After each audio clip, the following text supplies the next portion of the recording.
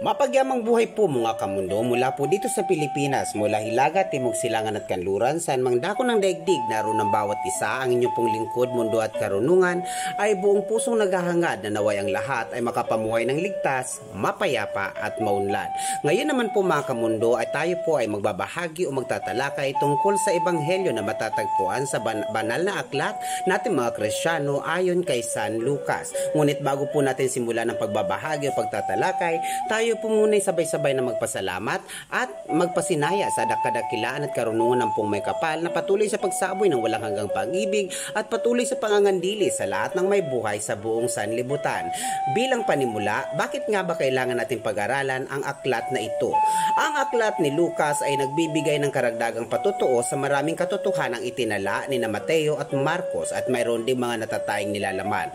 Ang ebanghelyo ayon kay Lucas ay magpapalalim ng panguunawa ng mga estudyante tungkol sa mga turo ni Hesukristo at makakatulong sa kanila na mas lubos na mapahalagahan ang kanyang pagmamahal at habag para sa buong sangkatauhan na nakita sa kanyang ministeryo sa buhay na ito sa pamamagitan ng kanyang walang hanggang pagbabayad sala. Sino nga ba ang sumulat ng aklat ni San Lucas? Si Lucas ang may akda mismo ng ebanghelyong ito.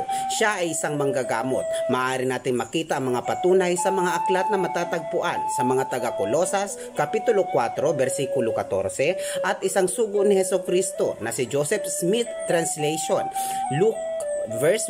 chapter 1 verse 1. Si Lucas ay isa sa mga kamanggagawa ni Pablo kay Philemon kapitulo 1 versikulo 24 at ang kasama ni Pablo sa ministeryo. Tingnan sa ikalawang Timoteo kapitulo 4 versikulo 11. Si Lucas din ang sumulat ng aklat ng mga gawa. Tingnan naman sa mga gabay sa mga banal na aklat sa kasulatan ni Lucas. Kailan at saan ito isinulat? Bagamat hindi alam kung kailan talaga isinulat ni Lucas ang kanyang ebanghelyo, ito ay malamang na sinulat sa huling aklat ng unang siglo AD. Ang mga pinagkunan ng tala ni Lucas ay ang mga taong buhat sa pasimula ay mga saksi na kakakita. Lucas kapitulo 1 versikulo 2. Sa ministeryo sa buhay na ito at pagkabuhay na mag-uli ng tagapagligtas.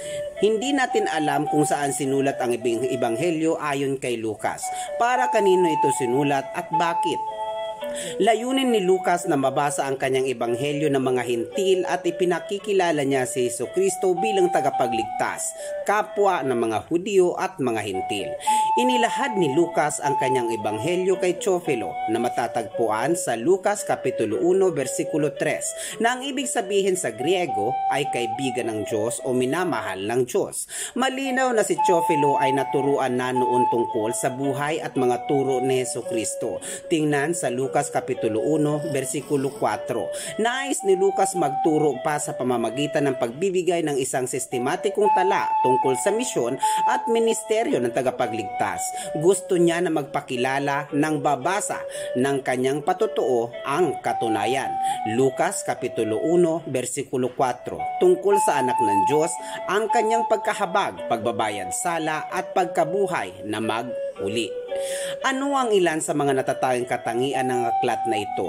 Ang Lucas ang pinakamahaba sa apat na ebanghelyo at ang pinakamahabang aklat sa Bagong Tipan. Ilan sa pinakilalang kwento ng mga bansang Kristiyano ay natatangi o makikita lamang sa ebanghelyo ayon kay Lucas. Ang kalagayan ng pagsilang ni Juan Bautista, tingnan sa Lucas kapitulo 1 versikulo 5 hanggang 25, kapitulo 57 hanggang 80. Ang tradisyonal na kwento ng Pasko, tingnan sa Lucas kapitulo 2 versikulo 1 hanggang 20. Ang kwento tungkol kay Jesus noong siya ay 12 taong gulang, tingnan sa Lucas kapitulo 2 versikulo 41 hanggang 52. Mga talinghaga tulad ng mga mabubuting Samaritano, tingnan sa Lucas kapitulo 10 versikulo 30 hanggang 37. Ang alibughang anak naman, tingnan sa Lucas kapitulo 15 versikulo 11 hanggang 32 at ang mayamang lalaki at si Lazaro, tingnan sa Lucas 16 versikulo 19 hanggang 31. Ang kwento tungkol sa sampung kitungin makikita naman sa Lucas Kapitulo 17, versikulo 11 hanggang 19, at ang tala sa nabuhay na muling Panginoon na nakisabay sa paglalakad sa kanyang mga disipulo sa daan papuntang Emmaus. Tingnan naman ito sa Lucas Kapitulo 24, versikulo 13 hanggang 32. Ang iba pang mga kakaibang katangian ay ang paglalakip ni Lucas ng mga turo ni Juan Bautista na hindi matatagpuan sa ibang mga ebanghelyo, kagaya tingnan sa Lucas Kapitulo 3, versikulo 10 hanggang 14, ang pagbibigay diin niya sa pagiging madasalin ni Hesukristo.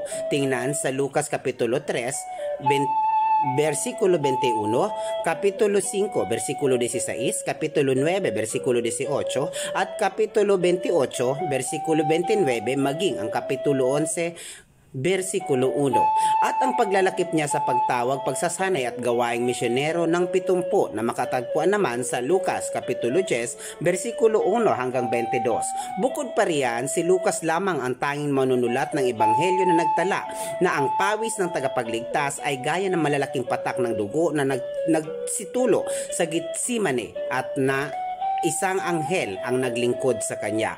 Makikita naman ito sa Lucas 22, Kapitulo 43 hanggang 44. Dahil ang ebanghelyo ayon kay Lucas ay nagsimula at nagtapos sa templo, nagpapahiwatig din ito ng kahalagahan ng templo bilang pangunahing lugar kung saan nakikipag-ugnayan ng Diyos sa sangkatauhan. Makikita naman na natin ito o mababasa mula sa aklat ni Lucas, Kapitulo 1, versikulo 9, Kapitulo 24, versikulo 23. Narito naman po ang ilang buod tungkol sa ebanghelyo ni Lucas. Lucas Kapitulo 1 hanggang 3. Ang pagsilang at misyon ni Juan Bautista at ibinadya ang pagsilang ni Hesukristo. Nagpapatotoo ang mga nakakita na ang sanggol na si Jesus ay ang Mesiyas. Sa edad na 12, nagturo si Hesukristo sa templo. Nangaral ng pagsisisi si Juan Bautista at bininyagan si Hesukristo. Itinala ni Lucas ang talaang kanan ni Hesukristo. Lucas Kapitulo 4 hanggang 8. Tinukso si Hesukristo sa ilang. Inihayag niya sa Nazaret na siya ang Mesiyas at hindi siya tinanggap. Pumili ng 12 apostol si Hesukristo at nagturo sa kanyang mga disipulo. Siya ay nagpatawad ng mga kasalanan at nagsagawa ng maraming himala.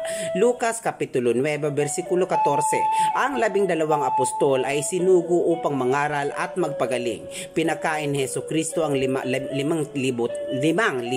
at nagbabagong anyo sa isang bundok. Tumawag siya ng 70 at sinugo sila upang mangaral. Si Hesukristo ay nagturo tungkol sa pagkadisipulo, pagpapaimbabaw at paghatol. Itinuro niya ang talinghaga na mabubuting Samaritano.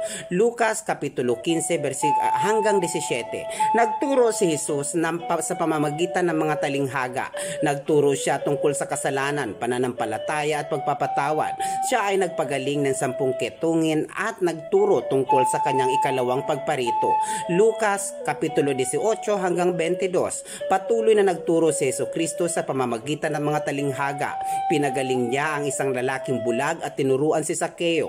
Siya ay matagumpay na pumasok sa Jerusalem sakay ng asno, nanangis para sa lungsod at nilinis ang templo. Ibinadya ni Kristo ang pagkawasak ng Jerusalem at binanggit ang mga tanda na magaganap bago ang kanyang ikalawang pagparito. Pinasimulan niya ang sakramento, tinuruan niya ang kanyang mga apostol at nagdusa sa Getsemane.